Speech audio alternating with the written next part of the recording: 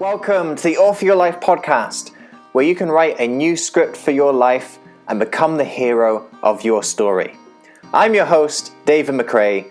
You are the author of your life. Let's get started. All you have to decide is what to do with the time that is given to you. In my experience, there's no such thing as luck. It is not our abilities that show what we truly are. It is our choices.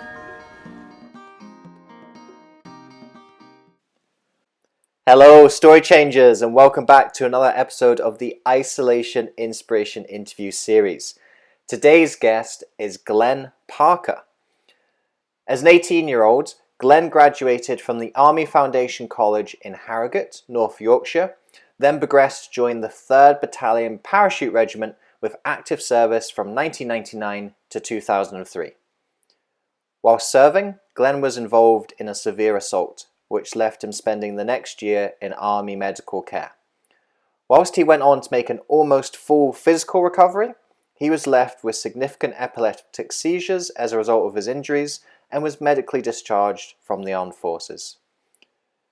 During his time in various UK military hospitals, Glenn received outstanding medical care, and this rehabilitation defined in him the belief that he could go on, despite medical opinion, and still lead a full, active, fit, healthy, and strong life. This led Glenn into the world of personal training, where he met Nick Mitchell of Ultimate Performance, UP. Nick guided and recruited Glenn to Ultimate Performance, which is widely regarded as the world's #1 private personal training business. Glenn brings in his military discipline and his personal training expertise to help his clients achieve the transformation they desire. In this interview, you will learn: when you feel a crisis in identity, find a new hero to look up to. When it's time to make the jump, you have to follow the Nike slogan, just do it. We can find out our strengths through volunteering. And during coronavirus, don't overcomplicate your fitness. You're going to learn this and so much more in this interview with Glenn Parker.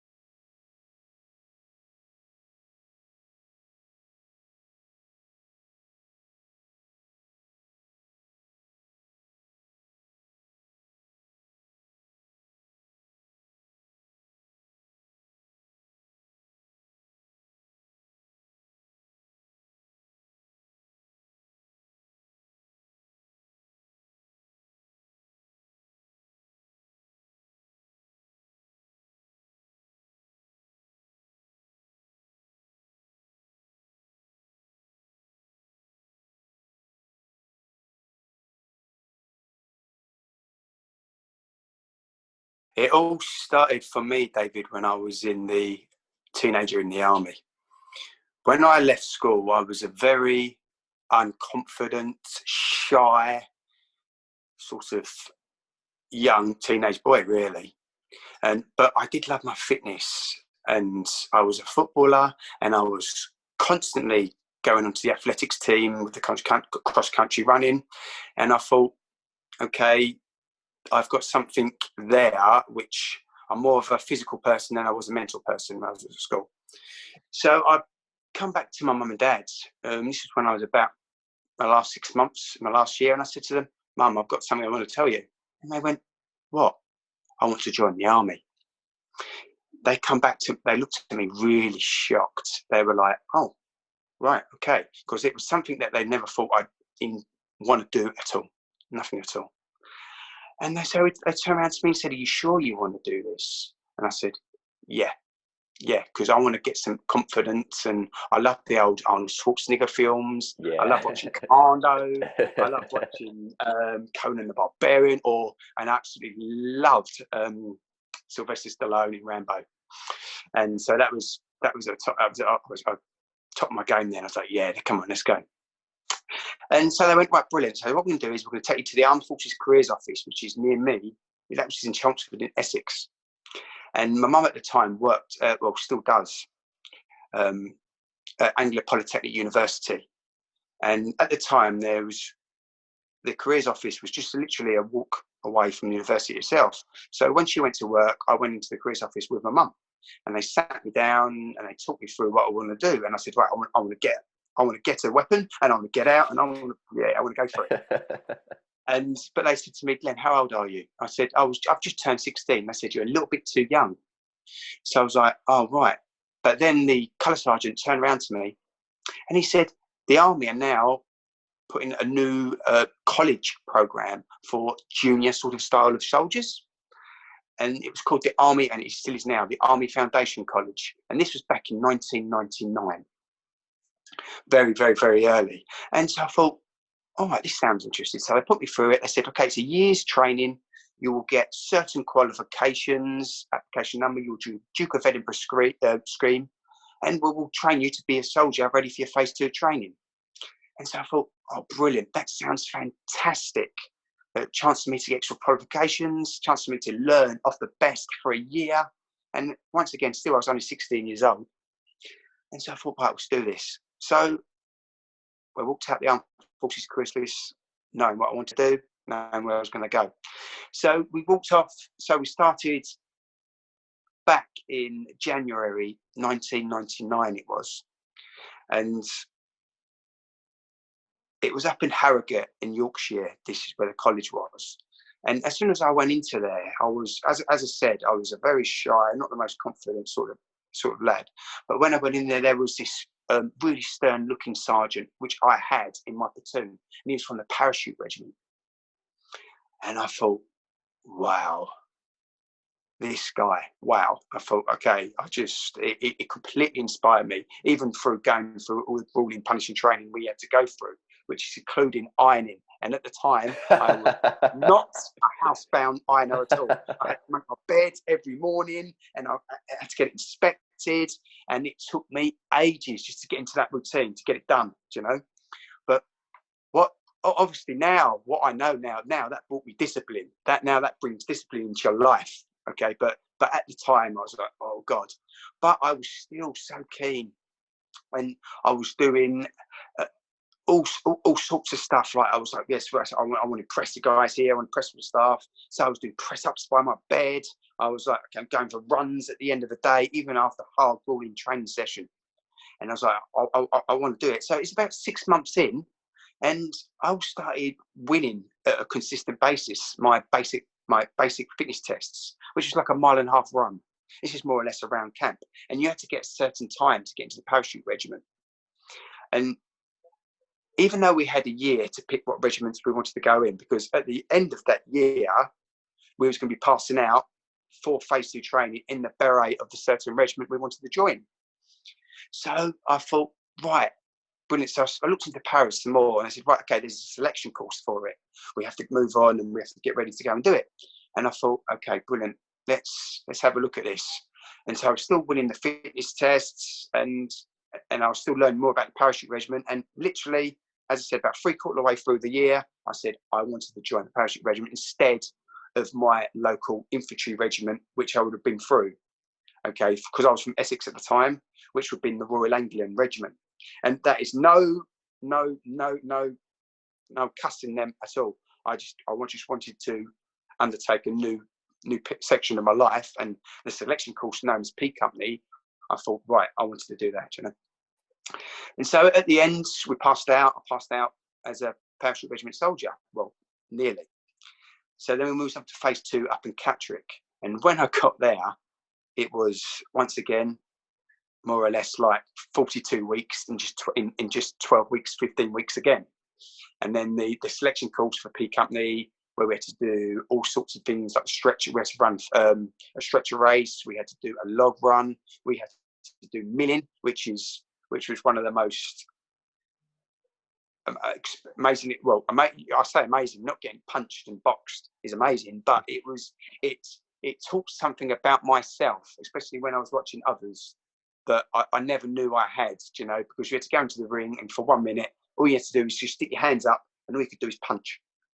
You know, and it taught me something about myself, because humbly enough, I won because there's going to be a winner and a loser at the end. And that taught me something about myself. I thought, right, okay, I've got to keep going. This is, I think I've got this. This is where I want to be right now. And so at the end, we got the pass or the fail, and I passed, and I thought, brilliant. So we passed out phase 2 as a parachute regiment soldier. Then the next phase was Bryce Norton RAF. I had to do my wings, my jump school. We had to do 8 parachute jumps and 1 night jump as well. So that was a 4-week course over in a place called Bryce Norton in Oxfordshire. It was an RAF base. And once again, the first 2 weeks was great. We was all landing drills, all doing the assault course, where it's like a practice parachute jumping sort of apparatus. And then the last 2 weeks we were jumping. And my first jump, and to be honest, it was every jump, because no one likes to be thinking that stepping into the unknown, especially jumping out of a plane. You know, so but it really, really, really, really feared me. But when I got to the bottom, when I landed, done all the 8 jumps, I thought, right, I've done that as well. Brilliant. So we moved it over to our next step, which was with the Parachute Regiment. But they have 3 battalions. One at that time. This was in 2000. This is in year 2000. I went to Free Power, and at the time they was in Connaught Barracks in Dover, and it was an old barracks, because I don't know particularly how long they had been there for, but there was a lot of movement going on. And I was thinking, when I got to Connaught Barracks, I was thinking, what's going on? Because all I was doing was on guard duty most of the time, where we just had to stand outside the front of the gates with our rifles just for security. And what was happening was there was a formation of this amazing brigade called 16 Air Assault Brigade, which was going to be like a rapid reaction force. And I thought, well, what's happening up there? And then we found out that Free Power, who I had just joined, was going to be moving to Colchester in Essex. And I thought, brilliant, amazing. I'm an Essex lad. Yeah. And literally Colchester's not a million miles away from Billericay. So, and my mum works in Chelmsford, and once again, it's not too far. I thought, brilliant. So then we made the move from Connaught and Dover to a place called Hyderabad Barracks, which is not there now. It's actually a lot of estates and flats and houses and things now. But at the time, it was a barracks for Free Power. And then next door was 2 Power, who joined us with 16 Air Assault Brigade in a place called Miami Barracks. And so we settled there for the long run. We moved in and then got ready. But then probably the most scary experience of my life happened next. So, right. Well, you've dangled the carrot, and I think I'm gonna have to bite, Glenn. What was this scary experience? Right. When we was on a domestic exercise in Thetford. We was doing training drills and stuff like that, and it was a Saturday, because we've been there all week. We've worked hard. We've done real good training, and so we thought, right, we'll be allowed out for the evening. This was on a Saturday night, so we went into the town of Thetford. There was just a few of us, and we went to a bar, a club, and we was in there for the evening. And at the time, we was dancing about on the dance floor as soldiers do. Have a lot of time, because if you've been on a night out, especially with a bunch of soldiers, it's great fun. They like to have a good time. But there's a little bit of commotion on the dance floor, and there was some pushing and shoving. And one of my former servicemen got pushed down to the dance floor. So we picked him up and said, right, okay, this is getting a bit out of hand now, so we wanted to leave. And suddenly we got pushed out towards the back of this club. and there was two bouncers at these fire doors, and they opened the fire doors and said, "Guys, you can go out the back there into the back of a car park." We got into the car park, we're walking through, and then suddenly there was a smash, and this I looked around and thought, what was that? And someone and a group of girls had thrown glass bottles at us, started abusing, cussing us names because they knew we were soldiers. And so I turned around and I was going, what was that about? What's going on? And I started walking over to them saying, why are you doing this? And then suddenly someone come around behind me and smashed a glass bottle at the top of my head. I went down to the floor at the time because there was a group of them and there was only 2 or 3 of us. They piled on me and started kicking on me when I was down. And at the time I had stopped breathing. And while my comrades were trying to phone the ambulance, phone the army to come over to come see what's going on, there was someone who was not with us, but they was in the Navy at the time, and they was literally just walking past the street, and they come over to me and had to perform first aid on me until the ambulances arrived. And once they come out, and then they took over. But luckily, which is one thing I wish I knew who that person was, because this guy kept me alive until the paramedics come, and he walked away, but he never wanted to be identified. Do you know? And that's one thing I would love. One thing I would love to know, even now, all these years later. This was in the year 2000 instead. I would love to just say thank you. But going back to the story, the paramedics took me into the ambulance. I then had to have wiring put to my chest because the glass bottle had caused a concussion, but it didn't break any bones, but it caused a bruising, a swelling to my brain. Mm-hmm. So I had to have something called craniotomy, which is a removal of frontal lobes of my skull, so they could release the swelling on the brain. And I've still all these years later, I've got a scar across the top of my head, which I don't have a short haircut now because it's plainly showing, you know. But because of that, I was then slipped into a coma when I was in hospital, had the operation, and it was for 2 weeks I was in that coma for. And then we started to get a little bit, let's say, light come back, because it's quite a funny story. It's a very good story. It's quite funny to me anyway. There was a padre who was from the Parachute Regiment, and he came. This was literally 2 weeks later when I was still in my coma, and he come into my parents, and my sister was at the bed, obviously upset, and he come in to come say a prayer. He come up to the bed when I was in a coma and said a prayer, and quite literally, a few hours after he'd gone, I awoke. Wow. I awoke. Literally. I am not, as I said, I am not a religious guy, but it's that moment is always stuck with me. Do you know, when everyone is telling me a story of something spiritual, I'll always tell that story. But when I awoke, I was still where I could only remember where I last was. So I was still thinking that I was getting attacked. So when I woke up and I had all bits and pieces to my body, and I was going mad. Because I was still thinking I was there, so it's quite aggressive. And I had things in my body. I was ripping it out. I was getting out of my bed, and my dad got up and said, "Glenn," started to grab me, but I was fighting. And they had to call a nurse, and there was this big nurse who come around. He was Mal, and he come around and he grabbed me and he sedated me and put me back into a more of a sedated position. But then that's the last little bit of moments that I remember. Okay, I do remember little bits and pieces, but it is quite funny. Some of the moments I remember being in hospital was eating a McDonald's. You know, isn't it funny? Yeah. You know, I can remember eating a McDonald's. You know, but I can't remember anything else. You know? And then obviously I went home because I couldn't be in the army barracks anymore. I went back home to recover back home. Then when I was at home at the time, the army had to rehabilitate me. So I went to a place called Headley Court, which was because it's not there now, it was an army rehabilitation centre.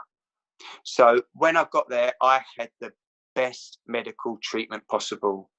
I had everything from physiotherapy, I had everything from psychiatry, I had everything from cognitive behavioural therapy, speech and language therapy, occupational therapy, and obviously fitness as well. And I was there roughly for about 18 months, okay? But because during those 18 months, I suffered a second epileptic seizure, I was classed as epileptic. So that was a note to my name already that I couldn't be a paratrooper anymore. Right. And Dave, that broke my heart. Yeah. You know, and that they said to me, yeah, we can keep you in the army, but you can't go out on active duty, active roles. You can't shoot a weapon no more. You can't get out in the mud. You can't, it's something that all soldiers love to do, Yeah. as a soldier. And there's no, and as I said, there's no negativity to anything like that, okay? But I didn't want to do that. And even though I had epilepsy, miraculously, because when I woke up that time, going back to when I was in hospital, the nurses called me the walking miracle because they thought I had no chance, And even though I had that second seizure, those months, 18 months later, I said to myself, this is not over now, okay? Because if it was over, I felt like I'd been given a second chance. Yeah. Yeah. And going back to that, when I said about that padre that come in and said that prayer, I felt like, as I said, I'm not spiritual, but I thought I'd be given a second chance. So I thought, right, okay, what I'm going to do is I'm going to try to make, at that time, I was thinking, obviously, just for myself, I want to try and make myself out into the civilian world. I wanted to do something and make something of myself. So there was options about what I was going to do. And because of my fitness, I thought, brilliant, I want to go into personal training. So when I first left, the army said to me, right, okay, what we're going to do is we can give you a 12-week course with, at the time, was Premier Training. And they said, I can do a 12-week, like a personal training course to get into the world to become a fitness instructor. And so I'd done that. I'd done the 12 weeks this is after my medical discharge, because I opted for medical discharge. I could have stayed in, like I said, but I wanted to be opted for medical discharge because I wanted to carry on.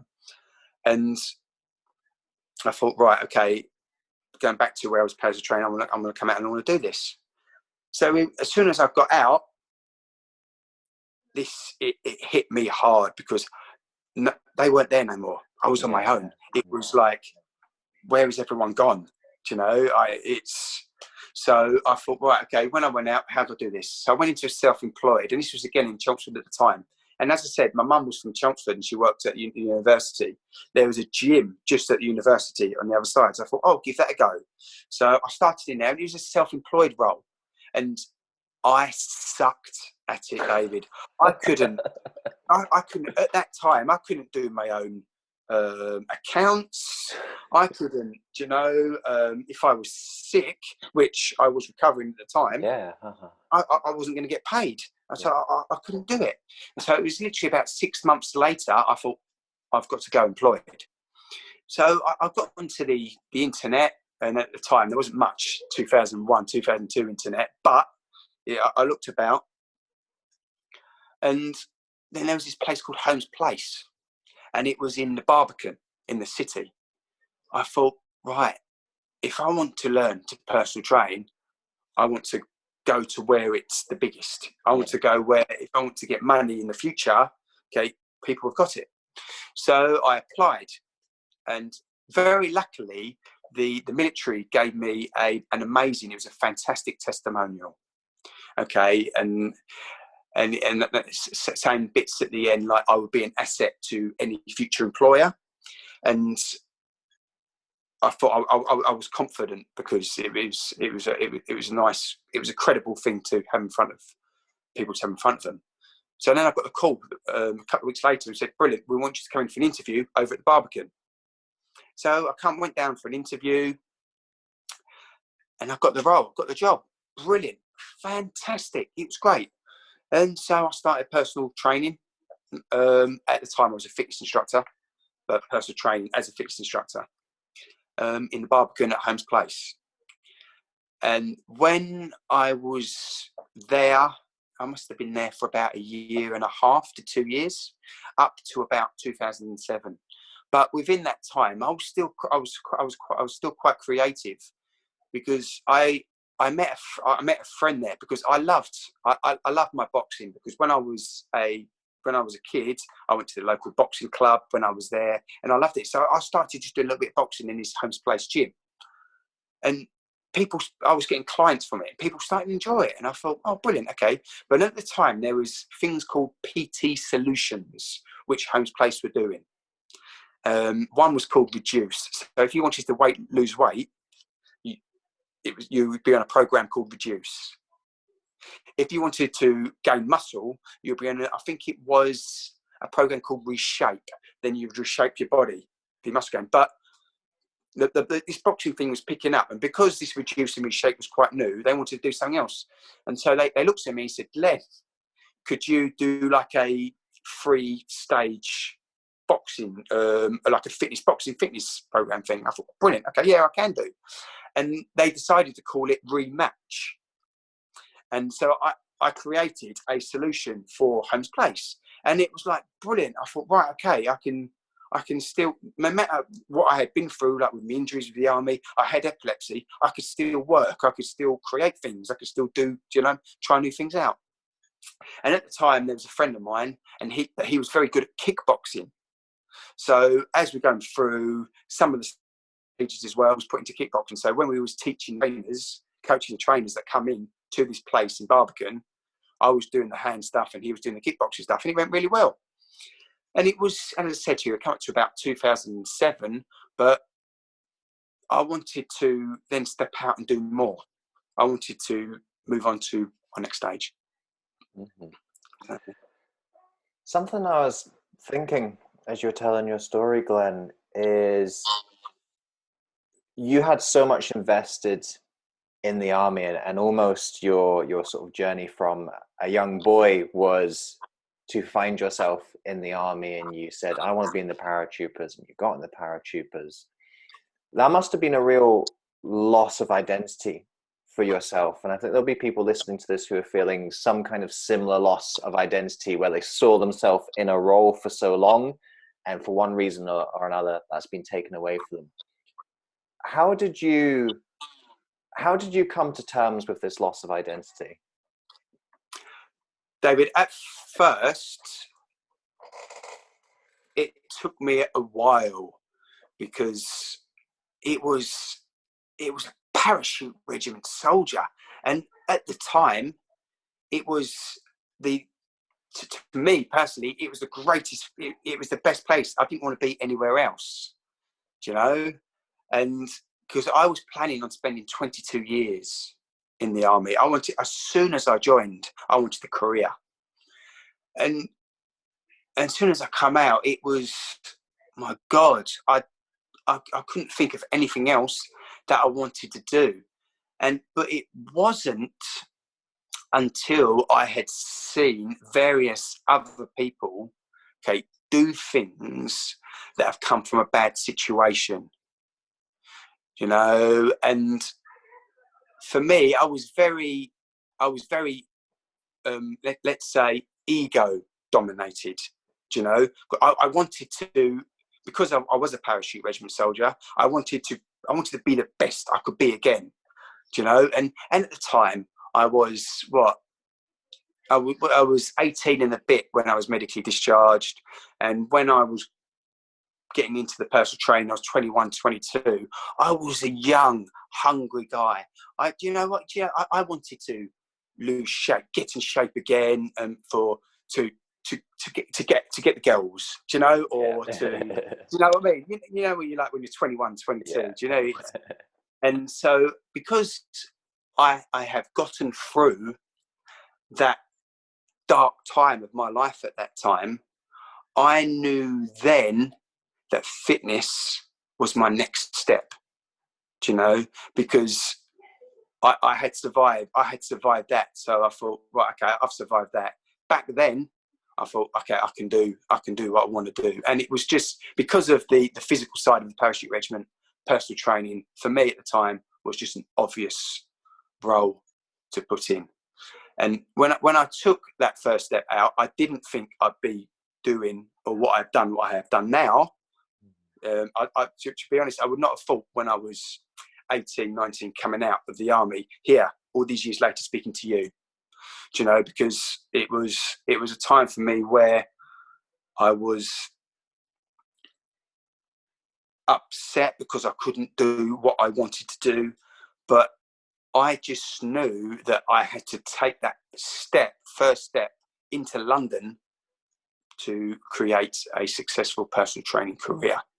You know, and I'd been a paratrooper, I'd survived what I'd been through, and so I thought, right, okay, I don't want nothing to stop me now. So that's where I come from. Yeah. You know. So tell us a little bit more about this journey and some of the things that you've been able to do now that you've hinted at so far. Well, absolutely. When I back at Holmes Place again, I wanted to test myself, and I wanted to go back to what I originally went to. I want to become self-employed. So I thought, right, okay, I have been doing this now for a number of years, 2-3 years. And at the time, this was in 2000, when I left, it must have been about 2000, end of 2005, 6. And gyms from outside were just about getting their name for themselves. Yeah. Do you know? And so I thought, right, okay, there is a new gym which was coming up, which was called Aegis Training. And because of all because of the friends I had, networking different people, there was going to be letting us use our clients at their gym, okay, obviously pay them a rent, and it's from there. So I thought, right, okay, what I'm going to do is I had lots of clients leave, but when I left, I got in there, I had a sort of backbone of clientele with me, do you know, because a lot of them did follow me into this gym. And when I had done it, I started doing it, and it was going well. It wasn't mega bucks. It wasn't. If you ask any business person, even like yourself, when you first start off, you're not going to be charging much, you know. Yeah. But at the time, it was experience for me. I loved it. I didn't love it because of me, but I loved it because I was on my own. I had a sort of client base, and so I was steadily moving forward. But then I had to have an idea. But now I had to get my own clients, and I was like, okay, this is quite difficult. So, but I created my website. It was called GT Fitness. That was my first ever company. GT Fitness it was, and I had my own website put up. Oh, brilliant! And I was so excited. I was like, I could not have done it when I first left and went to the Fitness First or Fitness First. It was called, the gym all that time ago. And so as soon as it come up, brilliant, I was there, but I wasn't very good. I'm not the greatest computer literate, so I had to get a website designer. It all done. It was great, but at the time, I then was going through, and I had to be doing more courses. So that I then went on to a Charles Poliquin course, and God bless him, he's not here with us no more. But that making that move to go and do that course was the best thing for me I ever did, because I met an incredible man, and he's called Nick Mitchell, which you may have heard of, and he now is now, who I am still with, the owner and founder of a company called Ultimate Performance, which is a personal training company. But at the time, this was in late 2007, he was just on his own. He was on his own, and he was working in the gym called Muscle Works, and that was in Bethnal Green. And because I've met him a couple of times, I've done a Poliquin 1 course, then I've done a Poliquin 2 course, and he was on that. And he gave me a lift on the way back home. And I remember getting out of the car, and I asked him if I could meet up with him. And he gave me his number. I said, brilliant, we can meet up. So when I went, I met up with him. Actually, she was actually in a cafe in Bethnal Green. Actually, that's how Muscle Works. And he said, okay, blah, blah, blah. We chatted. And then I started to, even though I was still self-employed, I was taking clients for him from UP, because at the time, UP did not have a gym. Right. Muscle Works at that time was a male-only gym. They had their own female-only gym as well. So I was training females at this Aegis gym, which I was at, for him. And then it's because then it was about a year and a half. But what he told me at this meeting we had, he said he wanted to create his own gym. He wanted his own first gym called Ultimate Performance. And so we did it. So I've done that. And then at the end, the year and a half later, Nick, he founded his first gym in the city called Ultimate Performance, which I was the first trainer to go with him, and I took my clients obviously to here. And then it must be 12. It's been 12 years this month. I'm still here, but obviously we're doing other stuff as well, But during that time, we done a transformation. Okay, it was a fitness transformation, and whereas if you Google Glenn Parker transformation, you'll see it. And we done that, and it exploded. It went worldwide. It just went everywhere, and I was seeing myself advertised. It's advertised now in the British Airways magazine. It's well, God bless Granny Flights and that, God bless, but yeah. Mm-hmm. But then it was advertised at Liverpool Street Station. Then it was advertised over in Sloane Square, and it's been in all sorts of magazines. And during that time, the picture got me in the front cover of Men's Fitness magazine in Australia, and it opened up. This was in 2010, and it opened up so many more opportunities. And I've obviously been doing it now, which I now work I now work from home, but I am based in Mayfair. But it then opened up, which we will discuss, so many more avenues of opportunity for me to grow and to help grow more people as well. Something that struck me, Glenn, is you had these clients and they were following you from one gym to the next as you're going through this journey. So clearly there's some kind of loyalty there and some kind of relationship there. How do you think that you built that relationship and built that loyalty? Well, the thing is results. You get results. Because the thing is that a lot would be the especially back then, personal training wise, okay, with a client, the first thing you do is get them results. That's the first thing you have to do. But secondly, it's you get them to be inspired by you, even though they inspire me, but they have to be inspired by you. Do you know? So you'll get them that if you train them, you'll get them results. They're like, okay, why do I want to go anywhere else? Do you know? So it's because of that, and because of I was doing the boxing rematch routine as well, and a couple of them were it wasn't contact, it was just all this, but some of them were boxers as well. So because I had the skills to do it, they come across with me. Mm-hmm. So another thing that's coming out to me already so far is you have this drive where when you set your mind to do something, you do it, even if it's something that doesn't come naturally to you, even if it's something that you find difficult in the beginning. Where do you think that drive comes from? And for people who are listening, what would you suggest for them to be able to develop that type of drive as well? There's certain ways, okay, of how I move myself forward is it's especially now, is one is gratitude.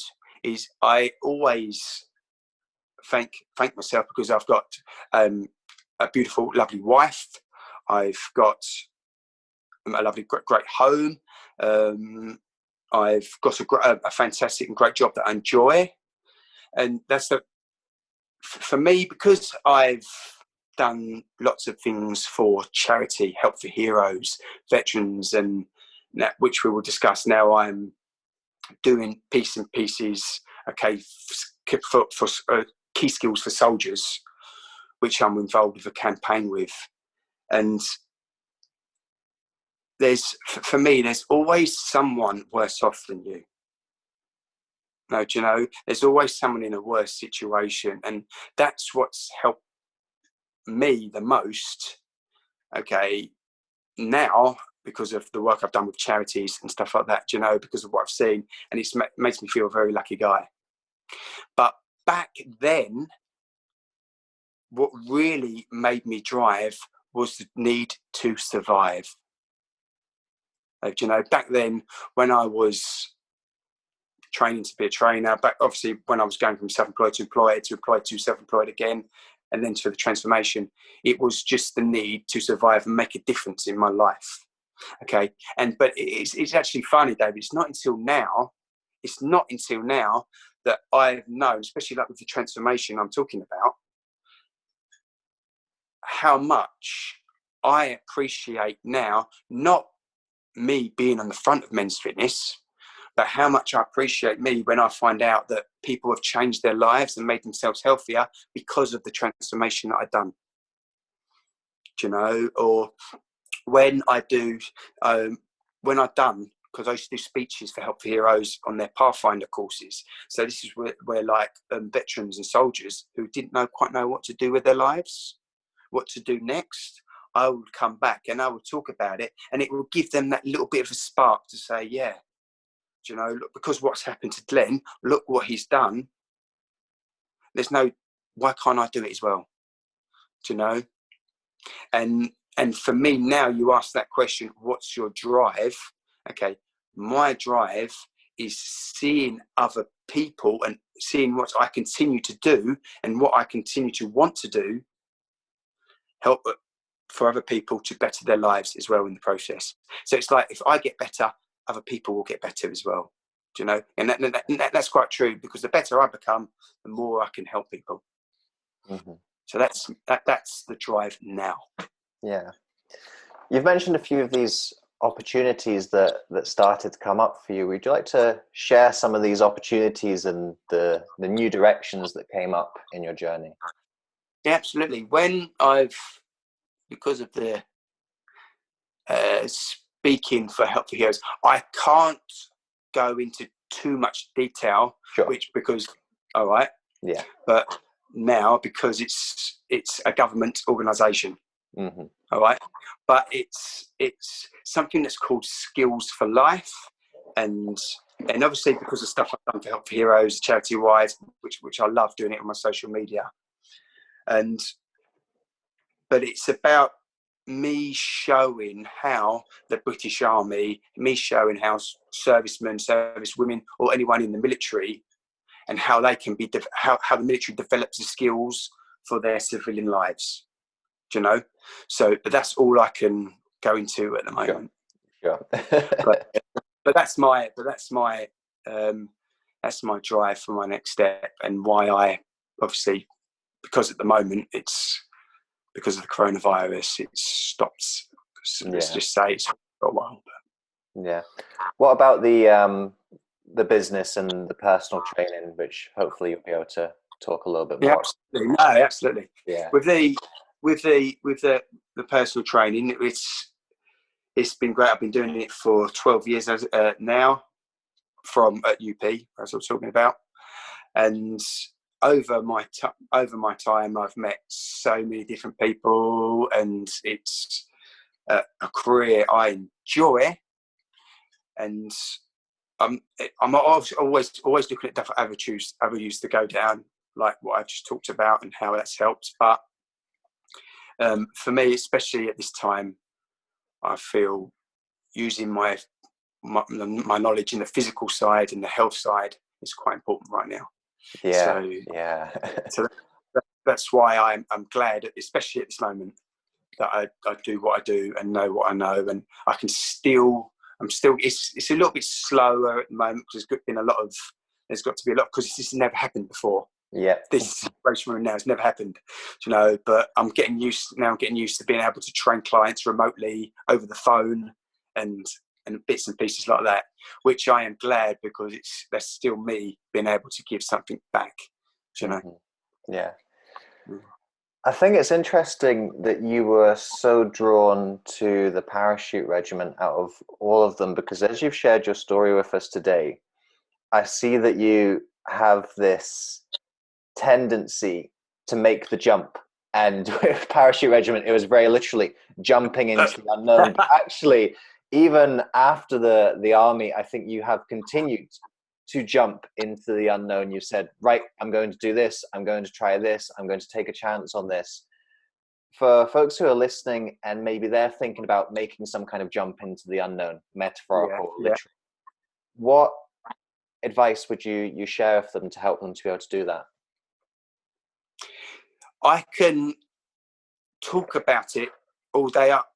I can, and I say I wish I could give some magical wonder advice, but to be honest, let's use the Nike slogan, just do it.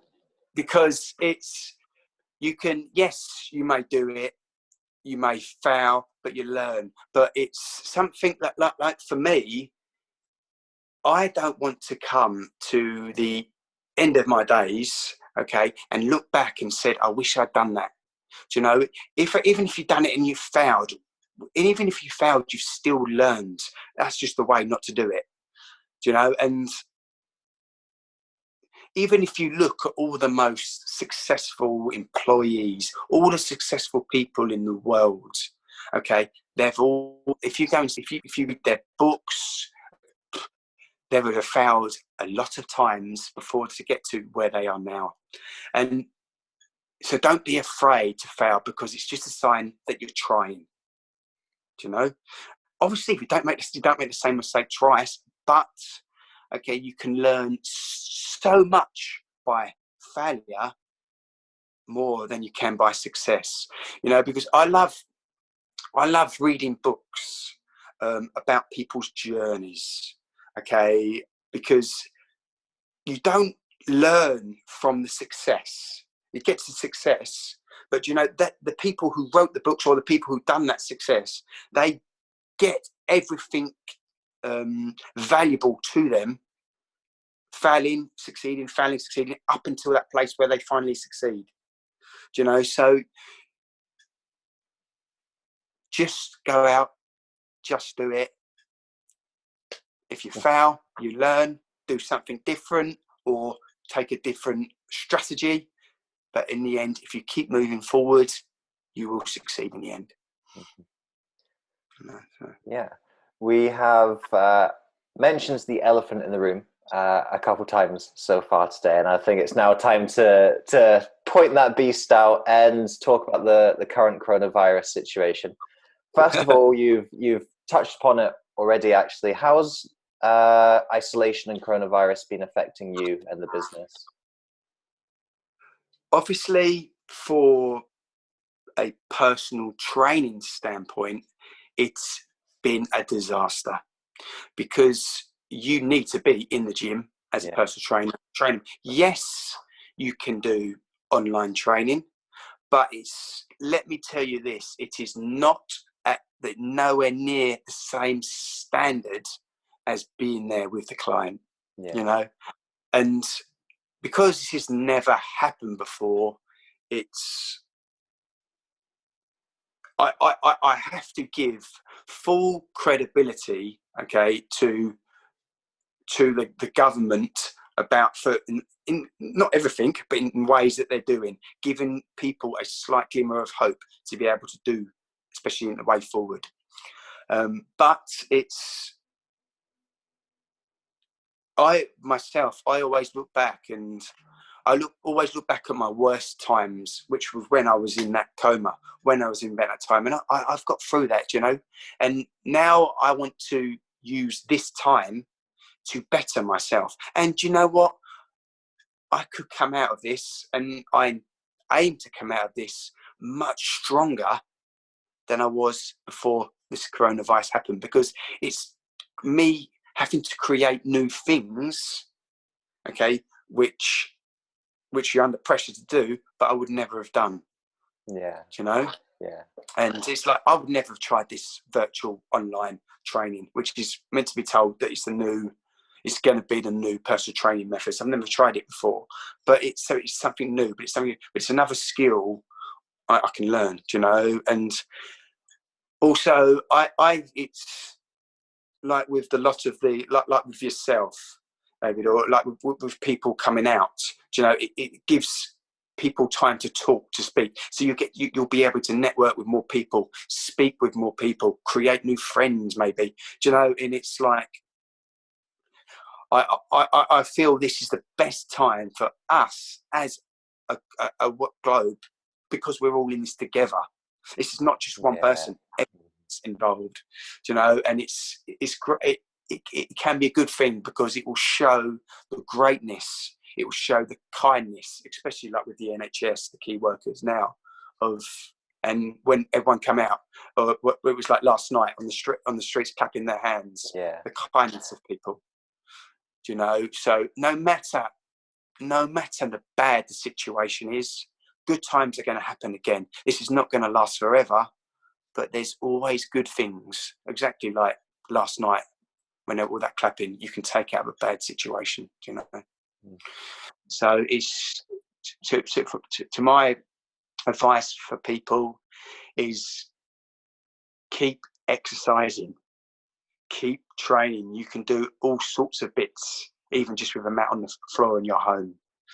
Keep reading, keep listening to podcasts, keep listening to you, Dave. And it's because that's your best piece of advice today, Glenn. No, but you know, it's great. It's a great time that, you know, for us as people to learn more and completely appreciate our family more, other people more, you know, and actually how lucky it's a dire situation, but we're at home and we can be safe in our home. We sleep in our beds at night, you know, and we can still communicate, which I'm a big World War II fan. They couldn't do this back in World War II, you know, and it's so just appreciate what you've got at the moment. I think given your expertise and experience, Glenn, I'd like to take advantage of that whilst I've got you here. I think people are thinking a lot just now about their exercise and fitness, and the government say we can leave the house once a day for our walk, run, cycle, and everyone's doing their online classes, their online yoga, and the virtual cycling and all of that. I'm going to ask two separate questions rather than make a classic mistake of asking two questions in one. First question is, what mistakes do you think people are going to make right now in terms of keeping fit? The first one is overcomplicating things. Do you know, it's literally all you need is just yourself, just your body weight, and what people will not know is, because they don't know what to do. That's will be the first thing you do it. Okay, because I don't know, I'm not going to do it. But it's the internet now is fantastic. So I would just advise people to go onto YouTube, look at different kind of blog posts. Even Instagram have got different video workouts every time. Facebook has different workouts every time. Just watch them, learn from the guys that are getting out there, guys and girls getting out there and doing it, and just watch. It's simple, it's easy, and you know what? It's good fun as well, because you feel great just after. What insight would you offer as to how to best keep fit or stay fit at this time? Slightly different question. First thing I would do is, actually, I'm not talking about exercise. I'd say still eat right. That would be the first question. That'd be the first one. We talked a little bit about exercise, but the first one would be nutrition. Is make sure you stick, okay, or don't overindulge yourself too much. Yes, keep things in moderation, but don't over yourself too much, because you're not going to be burning as many calories as you would do, okay, on a normal day, do you know? So just the first thing I would advise, yes, the exercise, but also the diet first, because a good diet will make you want to exercise. Okay, a bad diet will make you feel like awful and you won't want to exercise. So the first thing is just get yourself a credible diet routine, diet plan. Don't overindulge too much. Sure. You mentioned a couple of things earlier on. Do you see any opportunities during this isolation period that we've got just now? In terms of? Just anything, any opportunities. Well, I say, well, do you know what? It's for people, okay, for their own businesses, and people, it's for their own personal development themselves, because now they're going to have to come out themselves. Now people are going to have to start doing things that they thought they never had to do. Do you know? So I think people now, like now, I'm seeing things on, once again, back on social media, okay, that people are setting up workout classes and stuff like that. Do you know? And so that's a great opportunity for people to be known that way. Yeah. Do you know? Or it's like, you've got so much time now. Why don't you start writing a book? Why don't you put a book together? Write some words, put it down together, write down your feelings. Just write about your life. Write about some lessons that you've learned. Write 1,000 words a day. 3 months later, you've got over 50,000 words. No, do you know what I mean? Yeah. It's just little things where you can create opportunities in this situation that you're in, you know? So it's, for me to believe, I think it will make people do good things that they never thought they had in them because of the situation that we're in. So yeah, I'd like to start rounding off our conversation today with a couple of big concept ideas. And the first of these, you mentioned it earlier, is gratitude. What are you grateful for, Glenn? For me, gratitude for me started, David, because I'm a big war fan. I don't say war. I'm not a fan of war. Yeah. I'm a fan of war history. Do you know? And because before I started working with Help for Heroes, I loved the World War I books, and I look back at the days of the Somme, and how men was not clued up as we are now. Do you know, they were told just to go, and they'd run through the bullets, and there'll be millions and millions of casualties. And so that's a big thing I'm grateful for me to be able to do what I do professionally. Okay, because I believe what I do now is they're heroes. They're legends to me. Okay, because they've given me the chance to be able to do what I do. So for me, it's like gratitude for the veterans, for them, do you know? And obviously, they're like what I've just said, the basic stuff, do you know? It's having the ability to read my books, having the ability to write, or having the ability to get up in the morning, go to bed at night, do you know? And it's when you hear of all the horrible things around the world, okay, I feel protected, and so I'm very grateful for that. Also, another one is contribution. For me, contributing is a big part of my life, because not contribution as in getting for instance, money, but a motivation for me is not money. A motivation for me is, one of them is contribution. And obviously, because the more you contribute, the more you give, okay, the more you receive, and the better you become at that giving. So it all accumulates up, So contribution for me is a very, very big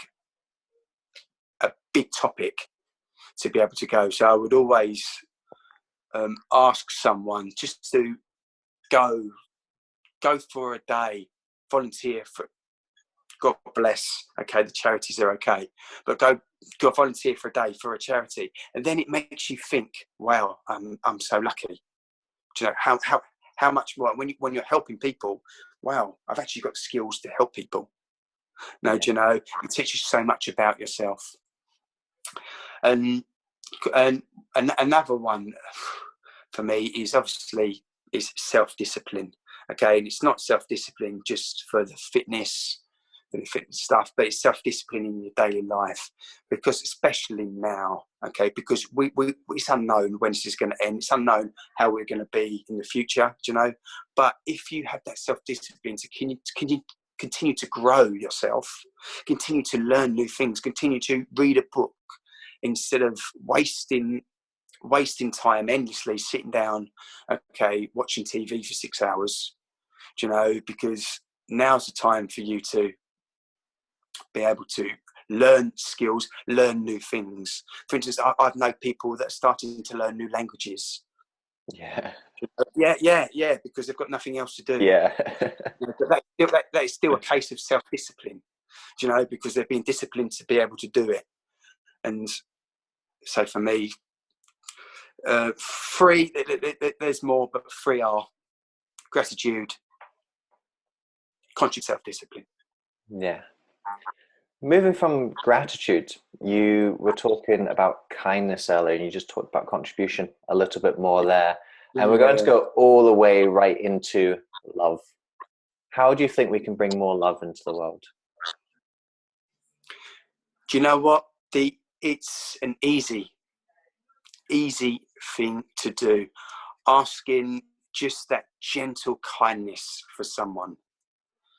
It's either you can, when this situation's out of control, as I said, like with the charity stuff, even just sponsoring giving a charity £10. That's the biggest. That's kindness. For other people to better themselves.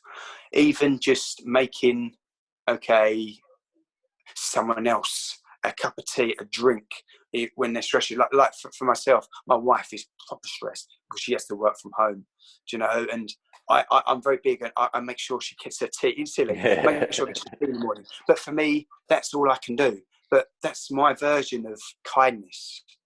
Making sure she's all right, making sure that she's got a cup of tea or she's got a coffee, or making sure I do cook the dinner. That's my version of kindness. So it can only be a little simple thing, even in your own home, but that's a version of kindness you can give. Yeah. So it's just always looking. For me, there's always someone worse off. There's always obviously someone better off, but it doesn't work that way. Yeah. It's always don't work that way. There's always someone worse off than you. Okay, So when I do feel like, God, Jesus, why am I do this? I can do this, or I'm jealous of that guy. But then I look back and think that person is probably jealous of what I do now. So it's an ever rolling issue. So just try to give out even that little bit, even just a hello on your social media, or a chat, and making someone they look fantastic in their picture. That's kindness. Yeah. I like you to imagine, Glenn, that you have a young child in front of you right now, no more than 5 years old. And you're going to say something to this child that's going to help prepare them for life. What would you be saying to that child? What I would say to that child is the things that they do, don't be afraid to make mistakes as a child, okay? Because do you know what? When you're, especially with your studies, okay, not going to the dance for the night is going to be the worst thing in the world to them. You know, not going to their friend's party, or their mother not getting them that computer game is going to be the worst thing in the world. You know, and that as a child it is, but it's not.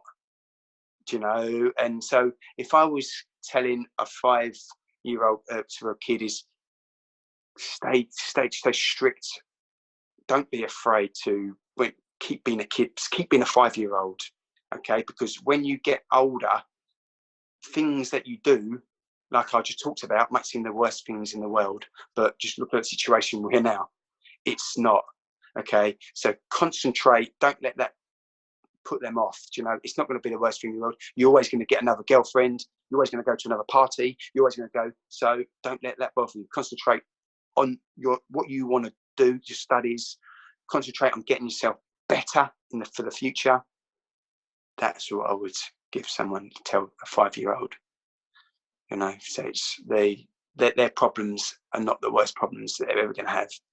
Mm-hmm. You know, so yeah, moving from the start of life to the end of life, and this is probably something you have a little perspective on with your near-death experiences, thinking about the quality of your life and the way that you've lived your life. I want you to imagine that you're now at the end of your life, Glenn, and you're going to look back over the time that you've been given on Earth. What legacy do you want to have left during your life? The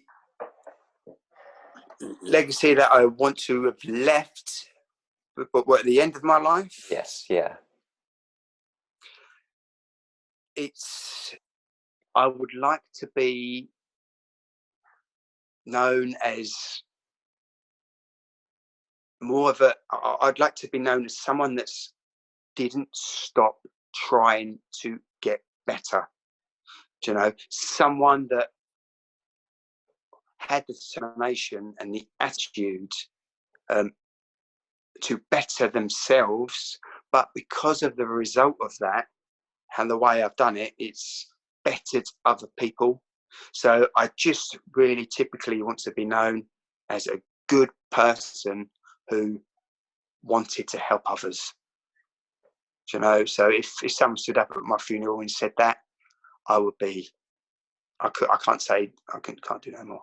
Yeah. You know, so that's what I would probably like to say. For our listeners today, Glenn, who've been listening to your story and your message and your work, and they want to find out a little bit more about who you are and what you do, where would you be directing them to go? They can go to various places. They can go to my Instagram profile, which is becomingchampion.co.uk. They can go to my blog, which is www.becomingchampion.co.uk. Or they can go, if they want to get to me speaking, they can go to the Great British Speakers website, which I'm one of the speakers on for there. So that's where they can get me.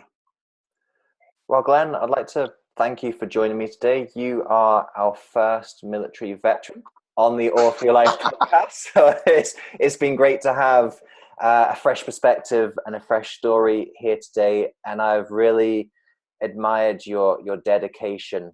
That has really come to me throughout everything that you've been talking about. Is just, and actually you said yourself about your legacy, is you just want to be someone who has dedicated themselves to improving, to getting better, to making a difference. And I think that has really been true so far in your story, and I'm sure it will continue to be true in the story to come. Thank you, David. To continue to help you through this isolation period, I've decided to open up my All For Your Life Academy for free for the next 3 months. All For Your Life is my online educational community where you can access training sessions, workshops, and question and answers, and connect with other people around the world who are going through this situation and trying to make the best of things. The Academy normally costs $27 a month to subscribe, but for the next 3 months I'm going to open that up for free. Essentially, you're getting a 3-month free trial of the platform. To access the Author Your Life Academy, go to authoryourlife.org/academy, and when prompted, enter the code CORONA in block capitals. Yes, what else would the code be? CORONA in block capitals, and that will take your $27 subscription down to zero for the next 3 months. The Academy is where I'm going to be focusing a lot of my content during this difficult time. It's where I'm trying to bring people together to help and support each other as we go through this period of isolation, of fear, of uncertainty. I hope the Academy is something that will be able to help you too during this situation.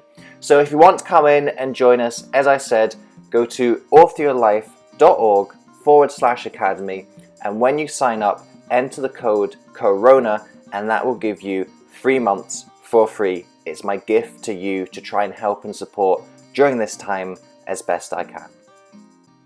Thank you so much for listening to this episode. If you enjoyed this episode, I'd appreciate it hugely if you could head over to iTunes and leave a rating and review for the podcast. With your review, please be as honest and detailed as you can be, because with honest and detailed feedback, that helps me to adapt and grow this podcast to most serve you, the listener. Also, if you enjoyed this episode, then make sure you subscribe to the podcast. That way you aren't going to miss any of the future episodes that we've got lined up for you. Until next time, remember that you are the author of your life. You hold the pen, and you can write whatever script you want for yourself. So go out today and write yourself a beautiful story.